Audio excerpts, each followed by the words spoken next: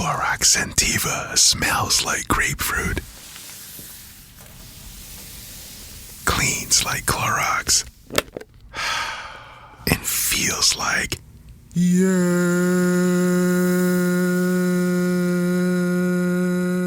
Okay, we could be here all day. Try Clorox Sentiva for a trusted clean with long-lasting freshness. Also available in lavender and coconut. Use as directed.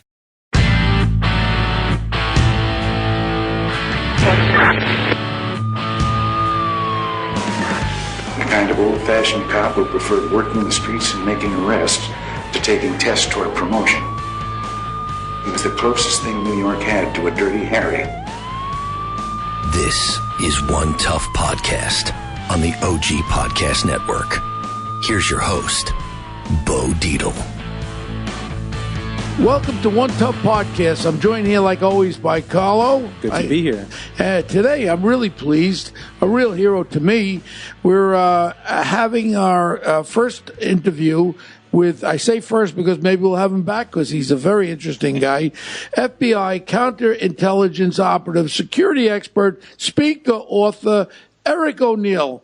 He just published a book called The Gray Day, which we're happy to say is going to be coming out in paperbacks. So when you're sitting on a beach, you could buy it and really read something that's very interesting. It's not a Hollywood movie. This is a real life effort that occurred during the 1990s, and we're going to talk about that. And this has to do with one of the biggest targeted persons who was a Russian. He was a Russian. What would we call him? Call him a mole or a spy. Spy. I like spy, yeah. But he actually was an FBI agent that was supposed to, he was like a counter spy. He was supposed to be working for us when he was spying on us. And I like to start from the beginning, Eric. Let's give a little foundation. Why the FBI? Why did you go into the FBI? Right. It's a long answer, and I'm going to try to give you the abbreviated answer, Bo. And by the way, it's great to be on the podcast. I love your podcast, and it's good to get an opportunity to speak as a former and current in what I do investigator, to talk to someone who understands investigations, which is a science that so few people seem to get.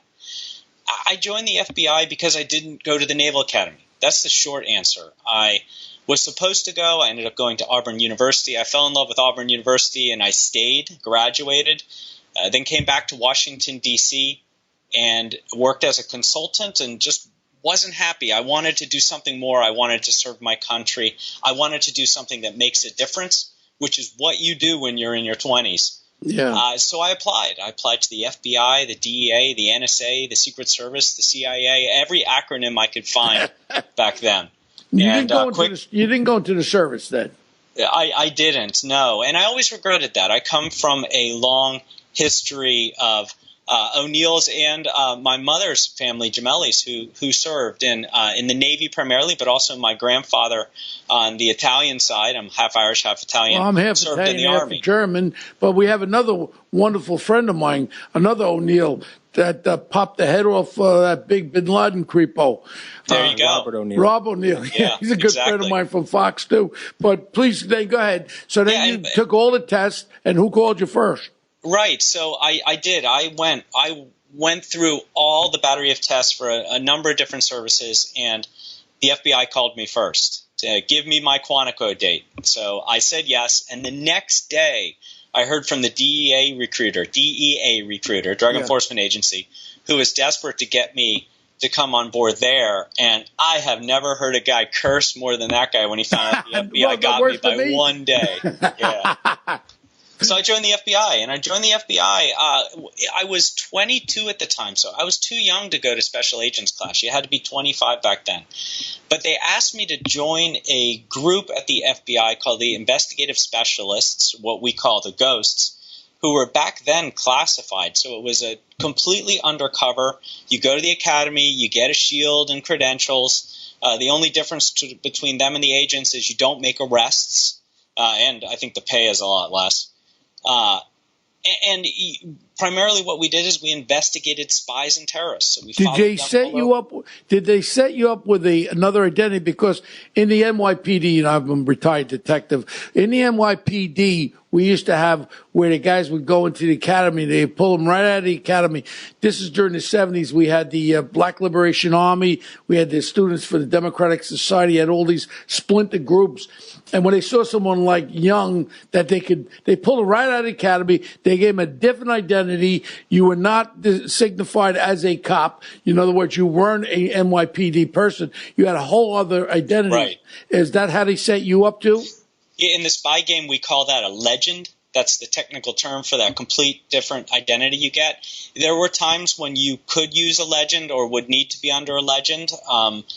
Primarily, I worked under a code name. I wasn't known even within the FBI. I was never known to my targets, and that was very important. If you were burned by a target, you either couldn't work that target, or if it was very serious, then you couldn't work anymore, and you ended up spending your time away from the field, not operational anymore as an analyst. And where'd you get your check? Your check was mailed to you? Oh, I was an FBI employee. I got it directly deposited into my bank account just like everyone else. So you never really had to show up anywhere. That was directly deposited. Now, what if, because we all know about who your main target was, and a lot of the listening audience doesn't understand. This is about Robert Hanssen, who was an FBI agent supposedly working in the Russian squad, I think, actually, right? Yeah, so Robert Hanssen was and has been described as the worst, certainly the worst the worst spy in FBI's history, but quite possibly the worst spy in U.S. history.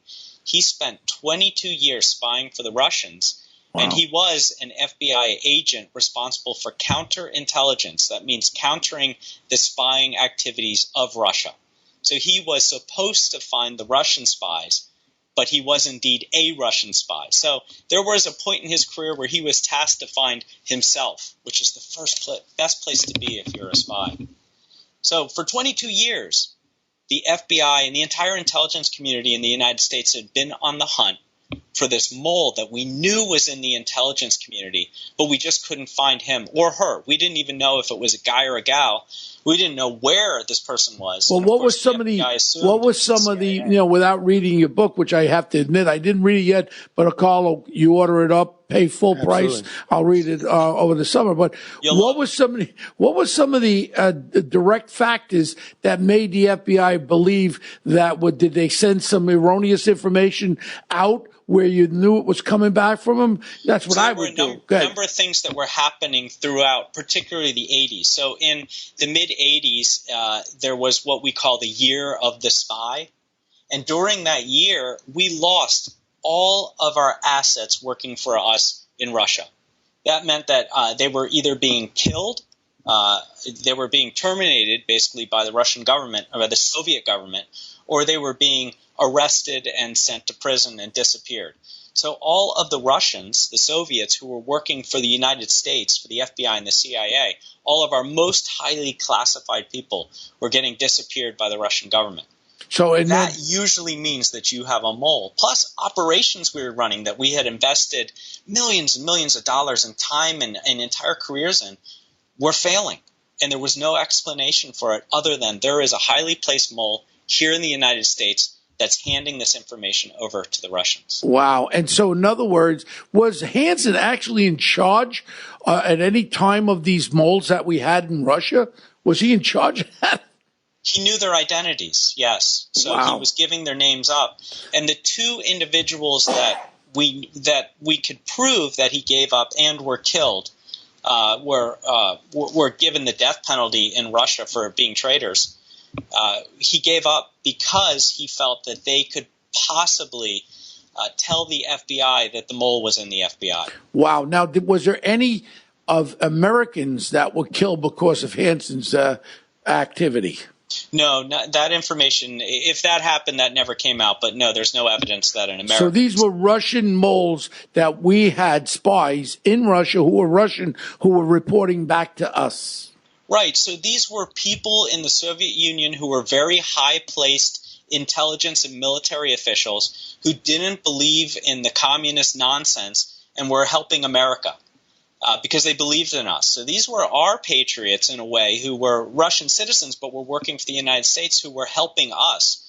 And by losing the intelligence that they were giving us, it put us on a very bad footing in that immense Cold War we were fighting with the Soviet Union. Wow, this to me is so damn interesting. We've had over 60 podcasts, and on podcasts, we've had some interesting people. We had the guy that was running the Contra thing back with Ron Contra, yeah. Yeah, with the whole Contra. What was his name? Rick Ross. But who was the guy? The Colonel, Oliver. Yeah, Oliver North. Yeah, so Oliver North. We've had some interesting stuff, but this to me, I'm a detective, and I'm still a detective my whole life. This is so interesting to me about how you have someone at a high rank. What was his rank, Hanssen? Was he a high rank? Was he a G what? Oh, I can't remember his GS level, but at one point he was a supervisory special agent. Oh, he was a supervisor. supervisor. As a section chief. Yeah, he was way up there. And wow. When we caught him, he was about to hit his 25-year retirement. Holy shit. Now, how was he being compensated by the Russians? So the way that this would work is one of the things that saved him, that kept the FBI from ever learning about him, was he didn't tell the Russians who he was. Typically, a spy is recruited, so an American is recruited by the Russians, and the Russians tell him all the protocols. This is how we'll work. This is how we'll communicate. They know who he is. Yeah. He volunteered his services by sending a letter to the Russian consulate saying, hey, I'd like to work for you guys, but I'm not going to tell you who I am. Never gave him his name, and always let them think that he was in the CIA. So they thought it was a CIA asset. So the way he would get paid is he would take secrets, like a bundle of secrets. He'd steal them from the FBI, and he would wrap them in trash bags and packing tape, and he would put them under a footbridge in Vienna, Virginia. Then on his way out, he would set what's called a signal on the Foxstone Park sign right outside that park. It was a piece of tape, and then he'd go home. And the Russian intelligence officer would know that at certain times during the year, he should drive out. He would spend 8 or plus hours just driving around, making sure that a team of ghosts like me wasn't on him, just by happenstance. And then when he felt completely clean, or as we say, black in the business, he would drive by that sign, and if he saw the tape, he would know there are secrets. But then he would go home. And then the next day, the Russians would send out everybody just to make sure that surveillance wasn't on that one person who was going to go to that park and recover that drop. That's called a dead drop in the business. Then the Russians would go set another signal somewhere that was on Hanssen's route to work. So Hanssen would drive by, see this another piece of tape on a telephone pole, and say, I'm going to get paid. And then he would go to a different park and lift up a platform and collect $50,000 that the Russians would leave for him. And he'd make much 50 or so at a time. Now, $50,000 cash is pretty sizable, so it had to be in a bag. Now, how much do you guys estimate that he collected? Under $2 million. So in 22 years, he didn't make all that much for spying. Now, of course, he also probably got diamonds, another thing that it's hard to quantify. And, of course, the Russians always say that, hey, we're putting $50,000 in a hole in the ground for you to collect, and we're also putting $50,000 in your account that's, like this in Moscow that you get if you ever have to escape. Right. Now, the thing is that as far as this information that Hanssen was giving up, it was obviously about the moles that were in Russia. Any other information that he got his hands on that they were requesting other stuff, technology or anything like that? Oh, absolutely. He was one of the most devastating spies in U.S. history because of how he stole. So one big theme in the book Gray Day is the evolution of espionage, how it's really changed today from people putting stuff in a hole in the ground to all these cyber attacks you're seeing in cyber espionage, computer systems rather than recruiting people. Hanssen was at the cutting edge because he stole from computer systems. He was actually the first spy to drop floppy disks, the old way we used to transmit data in these packages. And because he was able to hack into computer systems at the FBI, he was able to get into other agencies, particularly when he was on task forces. So he stole nuclear secrets. So he could make believe he was doing an investigation, and he had that accessibility to get into these top secret areas, because I'm sure he must have had a top secret level clearance, right? Oh, certainly. He was way high up in the security clearance levels, and he would get on task forces with other groups or agencies, and then he said, I even need to know this stuff. So he would steal the information. Wow. So for example, Bo, he gave up nuclear secrets, where we would fire, what we would do if the Soviet Union fired their nukes at us, where we would send the president and the vice president and everyone if the attack happened. So all of our protocols for a nuclear war, which also, if there's a catastrophic event or why don't we just kill him? Why don't we just put a bullet in his friggin' head? So Hanssen, well, here's the thing. And this is something that I try to really explain in Grey Day. The real purpose of the investigation wasn't just to catch or punish Hanssen. Certainly we had to catch him, but it was to catch him in a way that we could put pressure on him to tell us everything he did so we could fix it. The fact that we had an FBI agent at this high level who had dismantled the FBI for 22 years meant the FBI had serious flaws, and we had to correct those flaws. So it was more important to get him to talk than to put him to death. Yeah, I guess if we whacked him, we wouldn't have got the information, Carlo. Sometimes, we could have tortured him a little bit, put electric outlets on his nipples or something. But in reality, we didn't have to do that, I guess. He spent years and years in interrogation. In debriefing, 4 separate commissions put together to interrogate him. And now he's in Supermax prison in Florence, Colorado. And I gotta be honest with you, I would rather be dead than be there. Well, you want to know something? When I was a detective here in New York, I used to hang guys off buildings, fourth story. I never lost anybody. But if a cop got killed and I had to question a guy, I used to hold him off the fourth story. I could talk about it now. I never lost anybody. I could hold with one hand, too. But, on a serious level, this is really, really serious stuff. This is devastating information that he truly was giving out over there. I just can't even believe, even from our short time of speaking here, what kind of information was given by this guy. Yeah, that's just the tip of the spear. And by the way, before I forget to tell you, my grandfather, who had served in the Army, was a New York cop. He walked the beat in Queens in Jamaica, New York. What years? Yeah, absolutely. What years? He's since passed. Oh, God, this would have been years and years ago. Well, I'm old. I came on in 70. I came on in 70. I'm old. Yeah, something like that. Yeah. But, cahoots to your grandpa there. I may have known him along the line, but it's a good group. Today they're being destroyed by this big bird mayor, de Blasio. Horrible, horrible, horrible. But let's get back to this interesting thing, because I'm getting this great. Let me tell you one more thing that he gave up. And this story blows people's minds because, one, it's a really cool operation that the FBI ran with the CIA, with the NSA.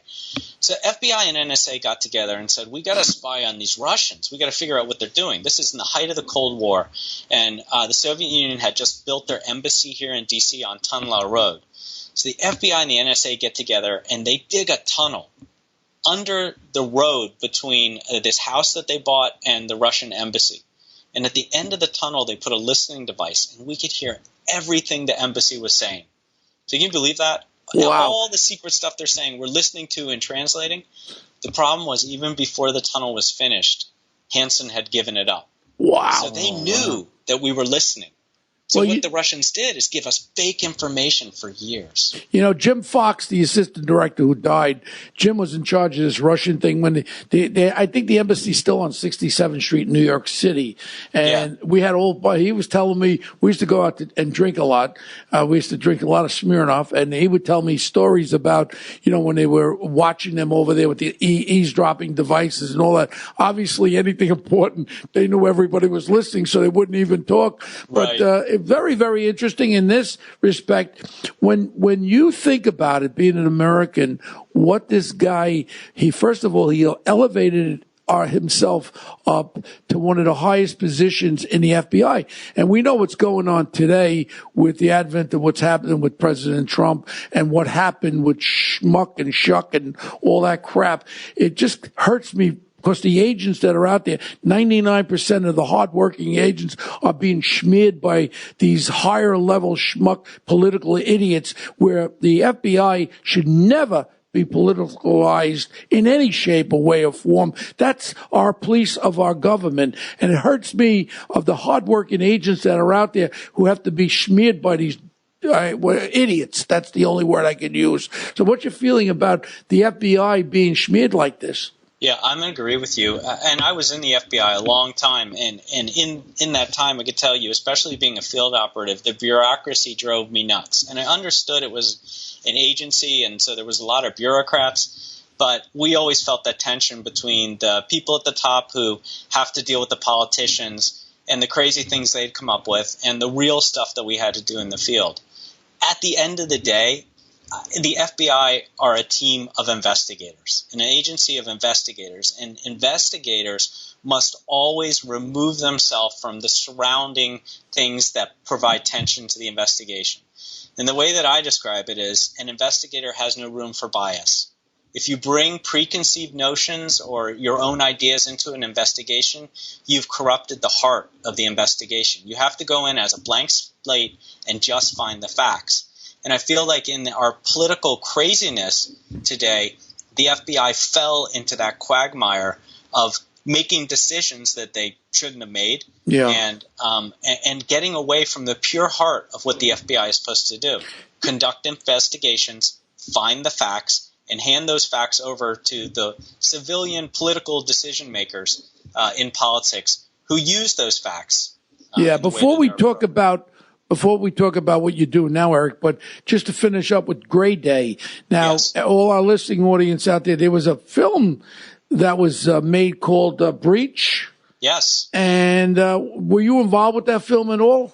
I was. So a long time ago when I left the FBI, I wanted to write a book. Yeah. But by the time I got permission to write the book from Were the you FBI, still there on? were already 6 books. So my brother David, who was an actor in Hollywood at the time and a writer, had the idea, let's just make a movie. And I never thought it would happen, but it snowballed. Apparently, Hollywood, it was right after September 11th. They wanted a hero story. This was a good one. It was a true life story. I sold the rights to Universal, and I got to work directly with the 2 writers, Adam Mazer and Bill Rotko, who both, by the way, come from New York. And then Billy Ray, who was the director and another writer. I got to work with all these talented writers on the screenplay. Who played you? Myself. Who played you? Ryan Phillippe. Because you look like my friend Bobby Carnival. You do look like Bobby Carnival, and we did Vinyl together, the HBO series about the rock and roll. But you look a lot like Bobby Carnival. So if I was casting, I would have had Bobby play you. But Ryan was pretty good, and he's still a really good friend. So I was very flattered that an actor his caliber was playing me and portraying my first real face to the world, right? Yeah, you were a non-face. I also, was there ever any threats? Was there ever any direct threats to you by the Russians at all? No. And the Russians can be extremely brutal against their own traitors. If you defect, then Putin is coming after you, and we've seen how he's killed and poisoned his way through everyone who he doesn't like. But I was doing my job, and I was catching a U.S. traitor. And so to the Russians, they squeezed all of the blood out of the stone they were going to get from Hanssen. And he was about to retire anyway, so they didn't need him anymore. By whacking you, Eric, that wouldn't have done anything. It would only made them look like small that they are. But in reality, it had to go through your head. When you had to look in your rearview mirror a little bit, right, Eric? Oh, I'm always looking in my rearview mirror. The training never leaves. Ask my wife. It drives her crazy when, we're late to get to a party and I pull off the beltway and she's like, "What are you doing?" And I say, "I think a car took 2 turns with us. I got to make sure that I'm following it." And I will never sit in a restaurant. We have dinner when you get to New York. I'll never sit with my back to the door. Your back is always to the wall. And I do carry a 9mm when I go to the store. I put a lot of people away and getting out of jail. So, it's always in the back of our mind. Eric, one quick question. There's a very tense scene in the film, and I'm sure you describe in the book as well, where you had to remove Hanssen's Palm Pilot and bring it to the tech people, download the information, and then bring it back. And there was like a momentary confusion where you didn't know which pocket of his briefcase it was in, and you felt like if he would have found out, he might have just shot you right there. So can you tell us about that moment? Because that's let me tell the story. That's my most famous story, and it's also how we caught Robert Hanssen. We had this problem with Hanssen. He was such a good spy that even though at the very end of his career, when we were about to give up on this whole mole hunt, a source came and sold us a file of information that pointed the finger directly at Hanssen. So we knew that this was probably our spy, but we didn't have enough to put him away for life, and we certainly didn't have enough to put him away in a way that would get him to talk to us. So we had to catch him red-handed. So we built this whole office for him in headquarters, promoted him to run the office, and it was going to be looking at computer systems and basically building cybersecurity for the FBI. They looked around and they found the only other guy in the FBI, I think, who knew how to turn a computer on and hunt a spy, and that happened to be me, even though I was way too young for this and was never trained to do this sort of investigation. So they threw me in the office with him, kind of shook everything up, and hoped that I would come out all right and find the evidence they needed. So fast forward through this whole crazy investigation that makes So hold on a second. Hold on. That means you were actually, before you locked him up, you were in the office with him? Yeah, I spent all this time investigating him as his assistant in an office. As a junior non-FBI agent, just a cybersecurity guy that worked for the FBI. Yeah, well, I was exactly. So he knew that I was a investigative specialist. He knew I was a ghost, but I lied and I told him that I only worked counter-terror targets, and I was really interested in the counterintelligence side, even though I had spent most of my time spy hunting. But I knew how to turn a computer on. I know how to program. I mean, I was always kind of a hacker when I was younger. So I could sell doing this job. And they thought that Hanssen would never believe the FBI would send a 26-year-old kid at that point in after him. So my job was really, one, make him feel comfortable and that this is real. Two, find out if he is the spy we're after. And I did that very quickly. And then three, find the information that'll let us catch him. Well, which information was the key to capturing him? It was his Palm Pilot. So they knew, because we felt that he was ready to make a drop. Like, all of our intelligence were pointing that he was ready to make his last drop of secrets to the Russians. So we had to catch him in the act of doing that. And so we needed the information that was going to tell us when he'd do it or what he would do. And here's the thing, and you understand this, Bo. I know you do, because bad guys, right, when you're investigating them, you look for clues, but you find that they have routines. Yeah. And normally when they have a routine, it's to protect something or protect information or keep themselves from being noticed by law enforcement. And his was that he had this Palm Pilot that he treated like his baby, but he kept it in his left back pocket. And anytime he sat down, he put it in his bag. And when he stood back up, he put it right back in his pocket, and he never forgot once. And so we had to break that routine, because I said, I have to get that away from him. So we had Richard Garcia, who was a section chief who worked on the floor, and an assistant director come in unannounced, slap $20 on Hanssen's desk, and say, you and us, the shooting range right now, I'll bet you that 5 targets out of 5 will beat you. And Hanssen was upset and annoyed. He didn't like anyone who was above him in the chain of command. He didn't like getting interrupted. He really didn't like either of these people either, so he declined. And the ADIC, the assistant director, looks at him and says, that wasn't a request. And now he's furious, but, I mean, he can't scream and yell at his ADIC, right? Yeah. So he grabs his firearm and holsters it, and he grabs his ear protection, eye protection, all the crap you need to go and shoot properly down at a range, and forgets for the first time to grab that Palm Pilot. Wow. I was very excited because, in the movie Breach, Ryan Phillippe does this all the first time. In real life, it took a bunch of tries to get this right. And I grabbed the Palm, and I grabbed a floppy disk, and I grabbed a data card. All 3 things. Ran down 3 flights of steps, burst into a tech room where we had these guys just waiting in case I ever got this stuff, and they start copying it. How long did it take you to download it? As they're downloading it, right, in this tech room, which took forever because it was all encrypted, I get a text it was a page, right? Back then we had pagers, we didn't have texting. But it was an alphanumeric pager. You remember those things? Yeah, sure. Yeah, it was SkyTel alphanumeric, 2-way pager. So the text says, out of pocket, coming to you. And I knocked on that door and I told the guys, I said, I need the stuff, give me the stuff. And they said, we're almost done. I had timed that it took 9 minutes if you ran all the way from the shooting range up to the office. So I knew I had a little bit of time, but not much. So I'm watching my clock, sweating. They finally give me the stuff, hand it to me, and say, run. I bolt up those 3 flights of steps, got into his office, felt really good about myself, like I've won. Then I kneeled down in front of his bag, and I realized 3 devices, 4 equal pockets, and I have no clue what pockets I pulled this stuff out of. Holy shit. As I'm sitting there trying to remember, I hear him coming through the outer door. Wow, that's exciting, man. You can't even write a movie script with the truth. There's nothing better than the truth. There's nothing better than the truth. So I just dropped all 3 things in the bag, took my best guess. In those old tests, I just circled C on the Scantron. It was the most. I would have had a little backup plan. Like I would have had one of my agents bump into him and start a fist fight or some shit. Well, nobody knew. There was no time. There was no way to contact anybody. I mean, I'm in a skiff. There's no communications. Man, this is exciting, and I tell all my listeners out there, we got 35,000 or whatever we got. Get this book, please. Gray Day, or rent the movie, because this is a true espionage story that is so exciting. Just listening to it, I can't wait to read it. I tell you the truth. I'm going to buy the paperback. You don't mind, right?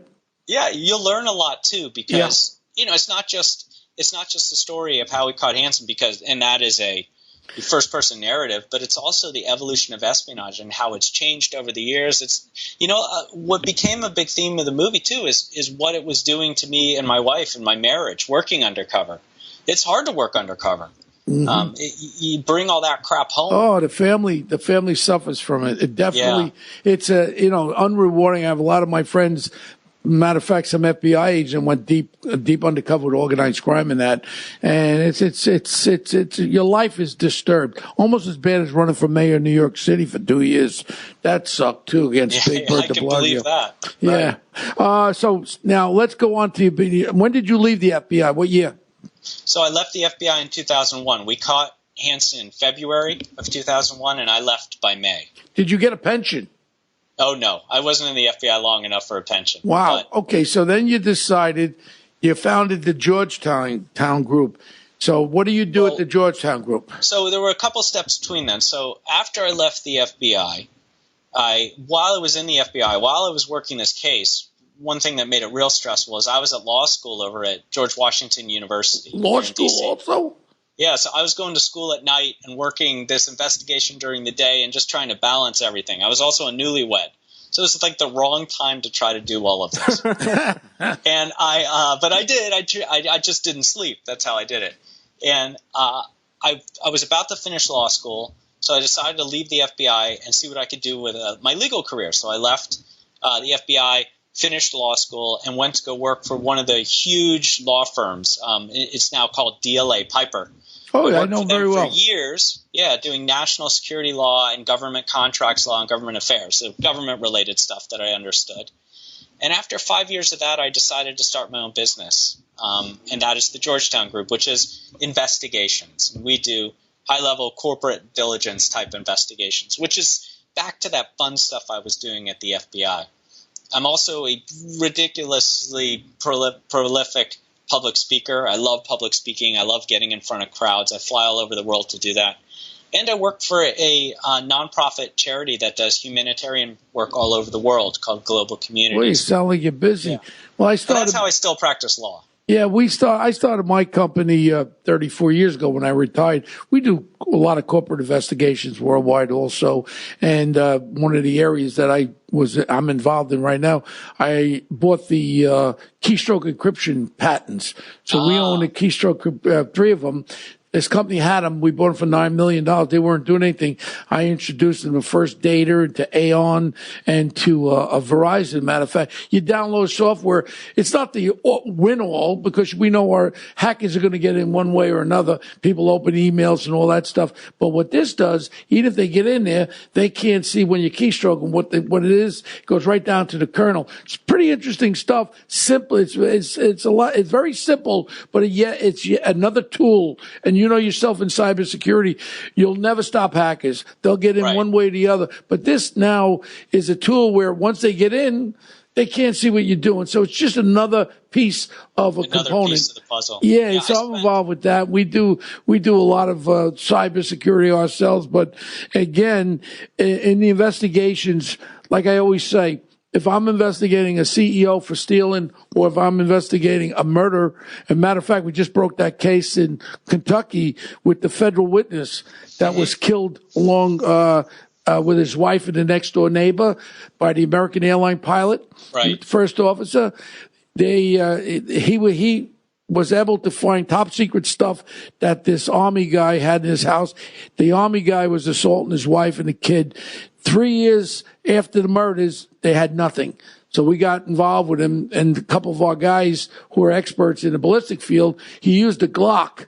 And a lot of people don't know with a Glock, you don't get the rifling, but when you get the primer hit, it's a definitive identification on the primer hit. We were able to get it to ATF, and we lined it up with his gun that was seized the next day out of his safe with a warrant, and we were able to get him locked up on the 3 murders. But I mean, I enjoy detective work, but a lot of times common sense comes into play, and you know that. Yes. And it's exciting still doing detective work. Yeah. Yeah, so, and I think I missed it a lot when I was practicing with the big law firm, and I wanted to get back to it, and met up with my 3 partners now, and the 4 of us are still running the company. And it's just 4 years. I mean, how can you multiply that into? I mean, there was a company out of Colorado had great guys in there for the NSA and all that, but there were 7 of them. How do you multiply that into corporation? You can't take that much business. You don't really have a download of software or anything like that, right? Right. No. So we keep it small. We have dedicated clients. We are careful about who we bring on. We're very boutique because we want to provide I like that partner level service boutique. To everyone. You're boutique. Yeah. I like boutique. Yeah, because you're never going to get, when you work with us, you're not going to get some kid that just got out of college and 12 hours of training doing the investigation. You get a partner who rose up in this world and knows what the heck they're doing the work. So we're a little bit more expensive, but we get it right the first time. I'm involved in a couple of cases now with this Cambridge Analytics and all that. You're very familiar with that. I've been following that. We're involved with a couple of cases on that where that has come into play. But as far as what's going on with Russia, this Internet Research Agency, we're all worrying about the next election. We know they were in. They know they breached in. What's your feelings with that? I think we're going to be in a lot of trouble in 2020 unless we do some better work. The midterm elections, where now the RNC got attacked, remember? And I think that a bunch of Democrats also got attacked and successfully, taught us in 2018 that we're still not ready. And we don't have much time to get prepared. The Russians are going to be coming very hard at us in 2020 and trying to do the same thing that they did in 2016, make Americans angry at Americans. Well, we know one thing. We have Stanford, we have MIT. We have the greatest technology minds in the world, in the private sector, like yourself.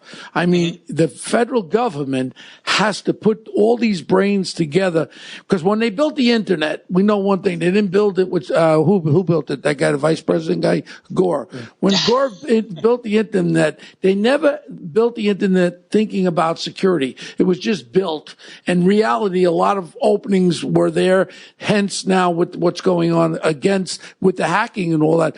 Why don't we utilize the private sector, like brains like your guys have, and develop a fail-safe as well as we can technology to stop this? I mean, to me, if I was the president, I'd say, Mr. President, and I know the president 40 years, why don't we use the private sector, bring all the great minds together, work together with this?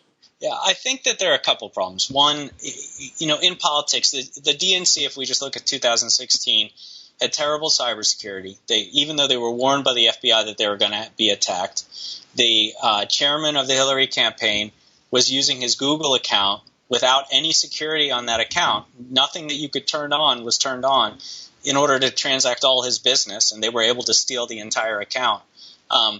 Numerous staffers clicked on spear phishing emails. Those are those fake emails that load malware when you click on it, and they were corrupted that way. The Russians rented a server in Arizona and launched attacks from there, just so it didn't, their firewall filters didn't think it was coming from a foreign country. I mean, everything that could go wrong went wrong because they weren't prepared. And we need to be prepared. And that should have been a wake-up call. And I work with a company, Carbon Black, which is one of the top cyber companies. I do strategy for them. If everyone just bought that solution, we'd be fine. Carbon Black, huh? Yeah. I was the spokesman for RSA with Art Cordovello. We used to have the cybersecurity conference in San Francisco. They still have it every single year. And I'm there every year. Yeah. And Uran, Mr. Uran, he then became the CEO of RSA. But then RSA was bought up by Dell with EMC with that whole takeover. Mm-hmm. But they had the brains out there, but I just can't believe the federal government with all the private brains like your guys. I mean, if I was the president, I would have a whole symposium of the greatest security minds to say, look, the federal government's going to pay you grants. Yeah. Stop this from happening. Well, let's talk about some positive stuff the government's doing, right? Because I have been excited about a couple things they're doing. The first is that the administration has unshackled the military. So we have our kinetic military, right? Our guns and our planes and tanks and whatnot. But there is the real war now today isn't fought that way. It never will be fought that way again. It's cyber attacks. And we're constantly fighting this attack. All of the branches of government, of military now, are building their cyber commands. The Naval Academy right in Annapolis, right around the corner from me, just built this beautiful building for to train new officers in Cyber Command. Remember, over in the 2018 election, during that election, the midterm election, on the day of the election, we shut down the Russians' ability, their internet research agency, to access the internet. So they couldn't launch all their nonsense. We shut them off. So we're doing like a counterattack. We're doing counterattacks. Yeah, we're counterattacking. Our military is counterattacking. We are fighting the cyber war right now, and we're doing well. Iran was puffing their chest up. During one day, the military launched an attack against them, a cyber attack that shut their ability to fire missiles. Right. I remember when we shut down their computers. Also, they started winding down. NSA sending an attack that spun their centrifuges up just fast enough to destroy all of them. Well, we can do this stuff. You know what? I'm glad to hear there are positive things, so it doesn't look as grim as I thought. There are positive things. Now, part of my thing, too, is obviously I'm always remembering 9/11. I was down there that day, and I'll never forget it. I don't become complacent at all. And with the advent of these, with the ISIS and with the trash that they put on the internet, I always said, why can't we just shut it down? Why can't we enable it from being put on where people can't access it? I'm sure we have the technology to shut that shit down. It's difficult. So we get into a whole freedom of speech issue and what is freedom. Excuse me. What's not. Excuse me. I'm going to curse now. Fuck freedom of speech. Because I remember when 9/11 happened and we had, what was the law that they passed? Patriot Act. And you could go on my phone. You could do what I want. Because I will never forget that day. And it's going to come again unless people realize, because I worry about the homegrown people that are getting psychopathically analyzed by these idiots from ISIS online. And I mean, unless we stop that, we're going to have more problems. Well, that's a lot, Bo. I think there are a couple of things here. One, we needed to continue to destroy ISIS wherever they were in the world, which we've been doing a pretty good job of to keep them from even being able to monkey around on social media. Two, there's been a lot of work that has been tried, but I don't think that the social media companies have done a great job of getting rid of those accounts when they find them, particularly when others flag them, because that's what they've been relying on. The government needs to tell them that this account has to go, and they need to make it go and not let them crop up. But the problem is you shut down an account, and they just create another account, and they pop right back up. It's hard to find out where they are. We're just not designed to stop this sort of thing. Well, I think. So do you regulate the social media or not? But I mean, as far as brains like what you have in your company with the Georgetown Group and all the technologies that we're well aware of it, I think eventually we can do something because we know Google and Microsoft and everything. If you say something, you do something wrong, Facebook and all that crap, they're able to take you down if you say something wrong. So why can't we take them down if there's any kind of kind of a terrorist overview of any kind of a terrorist action. No, I'm all for that. I think that there isn't enough of a metric to do it. I don't think they're doing a good enough job. Honestly, I'm less worried about the terrorists that are on there trying to recruit, because I think we've started to really get on top of that. That's easier to find. What's harder to find are the Russians and the Iranians and the others who's our biggest threat? False information. Who's our biggest threat, Eric? What's that? Who's our biggest threat? Russia, Iran, or China? I got asked that question at a conference yesterday, and I had to think for a second. Right China, now, I say. In cybersecurity, right, for cyber attacks, I just put Russia ahead of China. There are 1A and 1B, and they flip-flop depending on the week. Column A, you mean column A, column B, then right? North Korea. Column A, column B, right? Yeah, they're just terrible, but in different ways. China mostly wants to steal information with us, and they're incredibly successful. Here's how I explain it. China wants to steal. They want to farm us, right? Our technology, our innovation, learn about our economy, make their economy stronger. Russia wants to harm us. So they're looking at attacking our critical infrastructure. They're looking at driving that wedge of political division deeper. They want to mess with our elections.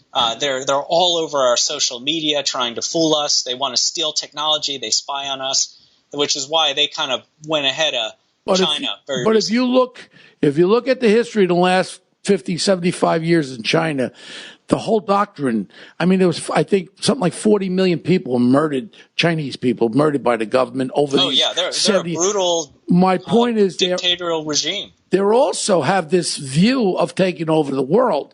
And what better way to take over the world is through cyber conquest. Now, you know yourself, you look at our new F-35, the Chinese has the duplicate. You look at every piece of our military equipment. Right. They've knocked it off. The thing that's scary to me is they actually have the capability of taking out our ASTAT satellites in space. You take out your ASTAT satellites, where's GPS? The plane ain't, our military planes won't be able to fly. That's scary to me. And I was at a big security. Hold on. I was at a big security conference in Washington, right next to the Pentagon. And it was not run by RSA. I was invited by the military, defense companies. And I was an observer. And it was a hacking that was done. And the largest guys were there, Boeing, every one of them. And the thing is that they were able to breach into our system. It was a mock hacking thing. Yeah, right. A red team test. What was scary is they got through. Well, you know what we just learned? So I'm going to switch gears because you said GPS, which has been fascinating me lately because everything relies on it. Remember the old days when we used to have to follow a target and you'd have a map book open in your lap? Yep. These kids today couldn't get anywhere that they've driven 100 times without, using Google Maps on their phone. The Russians just demonstrated that they can fake GPS. They messed with a couple of our ships at sea who suddenly lost their tracking. Wow. Because they're able to hack the satellites and spoof the GPS signal. Oh, my God. There is a dead zone over Putin's private castle where GPS does not work. Wow. He's just completely blacked out the signal because he doesn't want anyone to be able to find their way there easily or be able to navigate when they're in his dead zone. Wow. Things we learned for this. This is, I tell you what, we're going to wrap up a little bit, but we'd love you to come back. But this has been so interesting. Now, Eric, how can we get your book? Where can we find you and your company? Let's give some plugs, please. Yeah. So if you want to contact me, if you want to hire me to come speak at an event, or if you want to get all the links to buy the book Gray Day, and I hope you do, you can go on my personal website. It's www.ericoneal.net. Or you can just Google Eric O'Neill, and I think finally I pop up my picture instead of Ryan Philippe's. You can follow me on Twitter at EONEILL. That's E O'Neill. And I usually answer questions from people there. It's the easiest way. And then my company is the Georgetown Group. Well, that's great. Like that, and I'm going to authorize my partner over here, Carlo, to make contact if you need any kind of support, whether it be physical support or anything. We've been around 34 years, and I'd love to meet with you. Maybe we could do a little synergy. Maybe I can support what you do. Maybe you can support what I do. Yeah, and certainly it could be a very good relationship. We do something every week with our podcast. We do the Punk of the Week. Now, what the Punk of the Week means could be a person, could be a thing, something that bothered you this week, really bothered you. Something that really bothered me this week. God, I'd have to think about it. I've been so busy traveling around this week. I think, I mean, it's probably the obvious thing, but the thing that bothers me right now is the sexual trafficking issue with that Epstein case. What's bothering me is less about what the media is reporting, but what the media is not reporting, because I think that what's lost in this case are the victims, are these girls that were trafficked, and why aren't we hearing their stories? Why aren't we learning about what happened to them? Why aren't we broadening this out to all these other people who are engaged in this? Wow. It seems like this very big story that should be uncovering some horrible things is being made very small, and that makes me angry. Just came out in the papers today, this beautiful girl, 14 years old, this animal raped, and it's just coming out now. And I don't care where the cards fall. If President Clinton was getting his happy days off on that island, I really don't care. This is a piece of garbage. He should be put back in jail, and that's the end of it. What about you, Carlo? What's bothering you this week? I mean, it's a terrible case, and it's so terrible that it was covered up for so long, and it should be. Whoever was involved should definitely be prosecuted and found out, and this is a real terrible thing that was going on and covered up. I usually have one, Eric, but I'm going to side with you. That's the thing that pisses me off, picking up that paper, seeing this beautiful young girl. She's 32 years old now. She was 14 years old. And the ones that brought her over, he used to have people over there that recruited him, telling me, you want to be an actress? This guy's rich. Yeah. And the money. That's my punk of the week. I'd like to punch him right in the face before he gets back in jail. I would even take a felony, breaking his jaw. That's it. Carlo, so what else? How can they find us? Why don't we send Eric one of our One Tough Cop T-shirts there? I was in the movie Goodfellas, and one of my famous lines was after we lock up Henry Hill, and who I knew, I grew up with all these punks, was "Bye-bye, dickhead." So that's great. You did that line. I know that line. I've seen that movie a million times. What was the main line? My grandmother's brother. Yeah. My great uncle, Uncle Buddy, was in that movie too. He's an extra. He just sits. Really? The table. So it's just funny. I grew up in Ozone Park with Gotti and Scopo and all these characters with Paulie Savino. Paul Savino plays my other friend that was in it. I actually lock up Jimmy Burke, who was played by De Niro, on 2 murders when I was a homicide. I brought him from Allenwood. I knew Jimmy as a kid. We got drunk on the plane. We had those little bottles of scotch. I didn't even have handcuffs on him. We arrived at LaGuardia, and my lieutenant says, "Dietel, you and your partner drunk. Your prisoner's not handcuffed. He's drunk." I said, "This is Jimmy Burke." He was doing life on life on life. So I gave him a couple pops.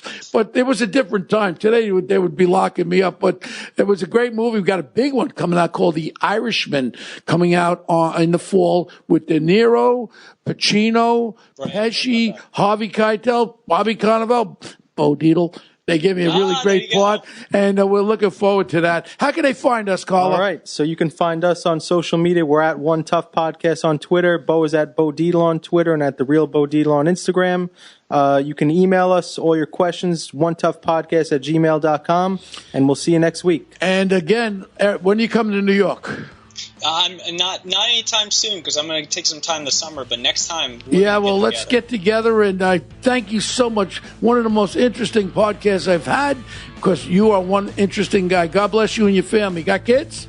God bless you too. Yeah, I have 3 kids. My oldest daughter is 11, and then 9-year-old son and a 6-year-old daughter. God bless you. Great family. Cut it off now. That's it. Perfect family. Okay, Eric. Thank you, Eric. All right. Thank you very much. Thank you so much. This was awesome. Thank you.